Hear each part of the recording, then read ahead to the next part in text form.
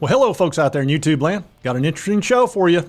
All right, we're going to do the record prediction for 2023. We're going to go through the schedule. That's this little guy right here down on the left. Of course, I'll get you a little something better to look at. But we're going to go game by game on this one. All right, our first game is going to be the Virginia Cavaliers in Nashville, Tennessee. It's a 12 o'clock game, 11 o'clock Central. Now, Virginia's not a very good team. All right, they're just not good at all. They were 3-7 last year. Their 3 wins were against Richmond, Old Dominion, and who else they beat? Georgia Tech. All right, and even in those wins, the win against Old Dominion was 16-14. The win against Georgia Tech was 16-9. Okay, they're just not very good. They were, I believe, 0-6. No, I'm sorry, they were 1-6 in conference. Georgia Tech being their lone win, and Georgia Tech was terrible. So that's just, it's just going to be a rear end whooping. And I will not be bullied by that.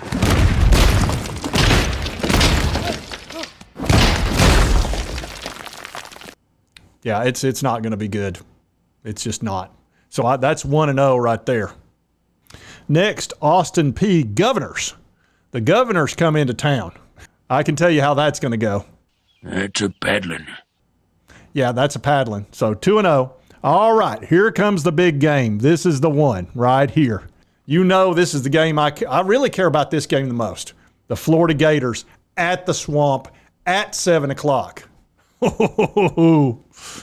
going to be brutal. That crowd is going to be electric. Now, they'll have already played Utah, who they'll probably lose to, and then they'll win some easy games. So they'll be 1-1 coming into it, or maybe they'll be 2-1 or something. I can't remember their exact schedule. But they'll be still fired up for us because even if they lose to Utah, our game still is incredibly important because Utah's not an SEC game. So that's going to be a heck of a game. I think we're going to squeak that one out, but I'm going to tell you right now, it is not going to be easy. They have all kinds of voodoo and bad luck down there in the Swamp for the Vols.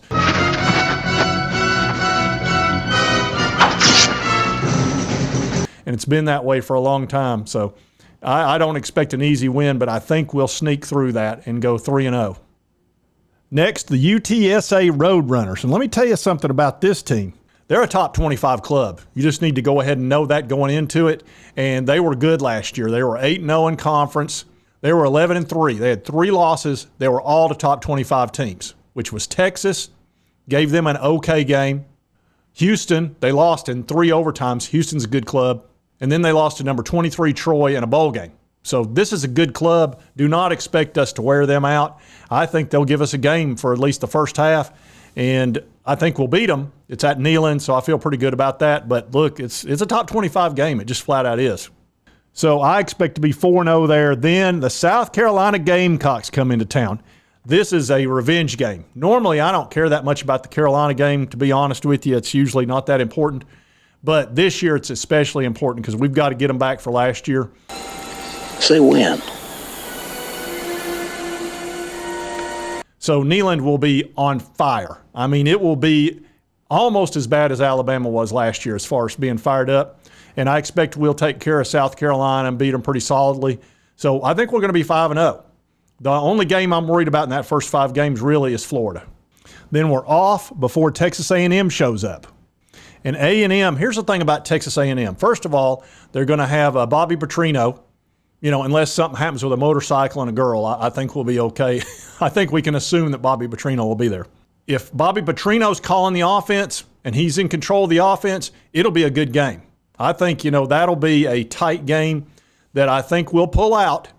Now, if it's Jimbo Fisher calling the shots and Bobby's been put in the playpen and he's done, I think we'll beat him no problem. But if Petrino's the offensive coordinator and he's calling the shots and truly calling the shots, that could be a tough game. That could be a loss. Don't think we're going to get some easy win on Texas A&M because they're loaded with 4 and 5 stars.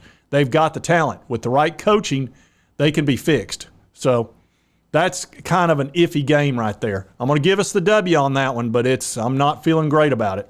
All right, here comes Alabama at Tuscaloosa. Man, I hate to say this, but that's going to be an L, I'm afraid. They are going to be so fired up for us down there. Oh, my gosh.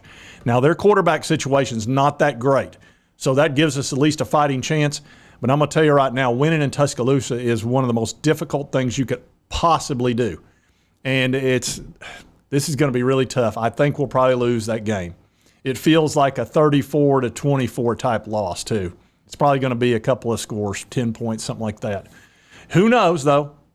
With that Josh Heupel offense, we're still always in the game. But, we'll see how it rolls.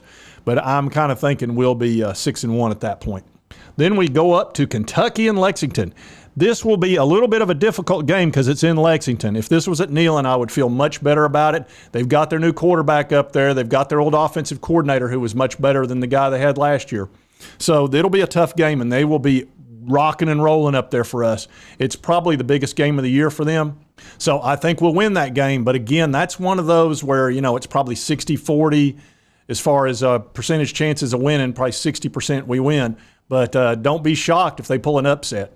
So right now I've tentatively got us 7-1 right there. All right, then UConn Huskies, I can tell you that won't be a problem. Oh, you better believe that's a paddling. Yeah, we're fine there.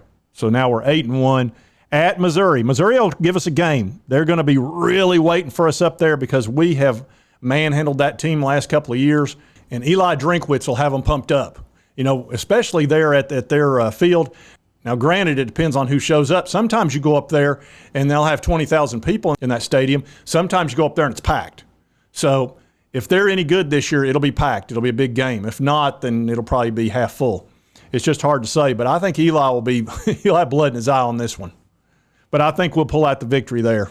So at that point, we're 9-1. And then kaboom, here comes the Georgia Bulldogs.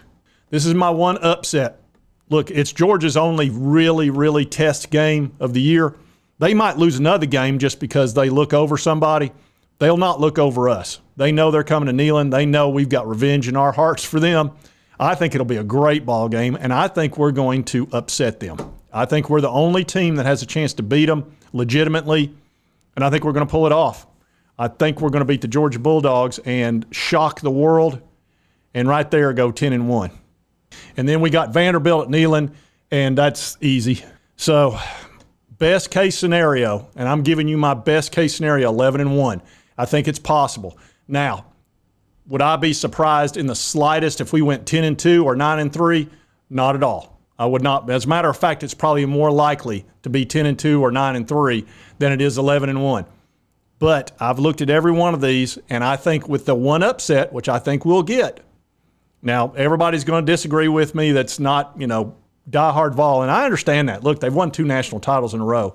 But here's what they don't have. The best offense coordinator Georgia's ever had is gone. That's Todd Monken. They're bringing in Mike Bobo, who's, he's pretty good. He's not a bad offense coordinator, but he's not Todd Monken's level. And then on top of it, they don't have their little miracle man back there, Stetson Bennett, who you can say what you want. That guy was tough to handle. Now, they're going to have quality quarterbacks available to them. And they'll be good at quarterback. I have no doubt of that. They've got, Carson Beck and Brock Vandegrift, and then the guy with the best quarterback name out there, Gunnar Stockton. I mean, if you're a quarterback and you got the name Gunnar, you're probably pretty good. But anyway, those are the 3 quarterbacks that they're trying to decide on, and they'll be good at quarterback. But without Todd Monken, they are beatable. And I wouldn't be shocked if they lost a couple of games this year, but it's going to be tough. They've got an easy schedule. They're not playing Alabama. They do have to play. Look, it's us. And I can also tell you the entire college world will be rooting for us. Just like they were with us against Alabama last year, the entire nation's going to be watching that game rooting for the Vols. I'm going to assume Joe Milton's going to be quarterback, and he's going to have performed well the entire year.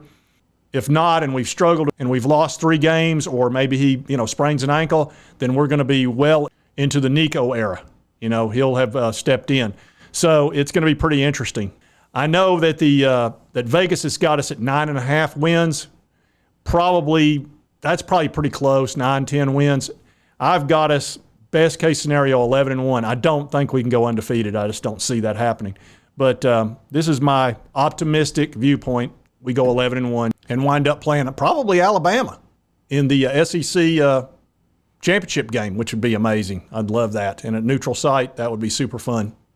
So I'm going to take a lot of grief over this one. I know it's my most optimistic viewpoint, which is 11-1. 10-2 is probably more practical. 9-3 is certainly possible. Probably the worst case scenario is 8-4. I don't see us falling any worse than that. But anyway, I'm going to stick with the most optimistic, and I'm going to stick with 11-1. That's what I'm going with. Last year I had us 9-3, and we wound up going 10-2. So, and I was being optimistic with the 9-3, so I'm being even more optimistic this year. So, and I missed it by a game. If they go 12-0, I'd be like, whatever. I doubt it, but you never know. Now, I may come back and do one that's my most pessimistic prediction, or I may not. It just depends on what mood I'm in. You're not in the mood? Well, you get in the mood. But if you like this content, be sure to hit that like button. Lets me know to continue to cover the Vols. And if you've not subscribed, it's on your right, my left. Just boop, hit that little button. I would appreciate it. And right over here is my most recent video. Be sure to check that one out. And I can't wait to see all the comments I'm going to get over this 11-1. Georgia and Alabama people are going to wear me out. Anyway, I hope you did like the content. We'll see you next time on Sports Talk Jay.